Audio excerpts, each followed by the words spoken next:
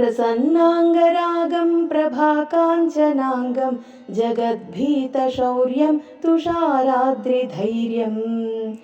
तृणीभूतहेतिं रणोद्यद्विभूतिं भजे वायुपुत्रं पवित्राप्तमित्रम् भजे पावनं भावनानित्यवासं भजे बालभानुप्रभाचारुभासं भजे चन्द्रिकाकुन्दमन्दारहासं भजे सन्ततं रामभूपालदासं भजे लक्ष्मणप्राणरक्षातिदक्षं भजे तोषितानेकगीर्वाणपक्षम्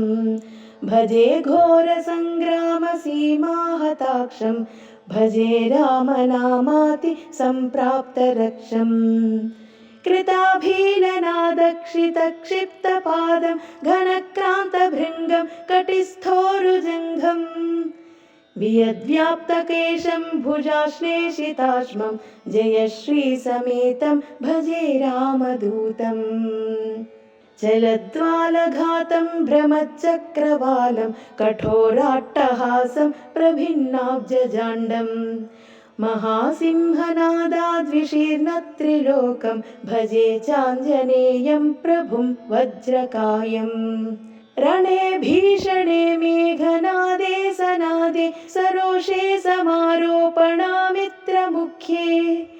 खगानां घनानां सुराणां च मार्गे नटन्तं समन्तं हनुमन्तमीडे घनद्रत्नजम्भारिदम्भोलिभारं घनद्दन्तनिर्धूतकालोग्रदन्तं पदाघातभीताब्धिभूतादिवासं रणक्षोणिदक्षं भजे पिङ्गलाक्षम् महाग्राहपीडां महोत्पातपीडां महारोगपीडां महातीव्रपीडां हरत्यस्तु ते पादपद्मानुरक्तो नमस्ते कपिश्रेष्ठ रामप्रियाय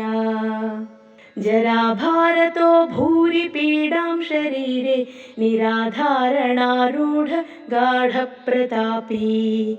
भवत्पादभक्तिं भवद्भक्तिरक्तिं कुरु श्री हनुमत्प्रभो मे दयालो महायोगिनो ब्रह्मरुद्रादयो वा न जानन्ति तत्त्वं निजं राघवस्य कथं ज्ञायते मातृषे नित्यमेव प्रसीद प्रभो वानरेन्द्रो नमस्ते नमस्ते महासत्त्ववाहाय तुभ्यं नमस्ते महावज्रदेहाय तुभ्यं नमस्ते परिभूतसूर्याय तुभ्यं नमस्ते कृतामर्त्यकार्याय तुभ्यं नमस्ते सदा ब्रह्मचर्याय तुभ्यं नमस्ते सदा वायुपुत्राय तुभ्यं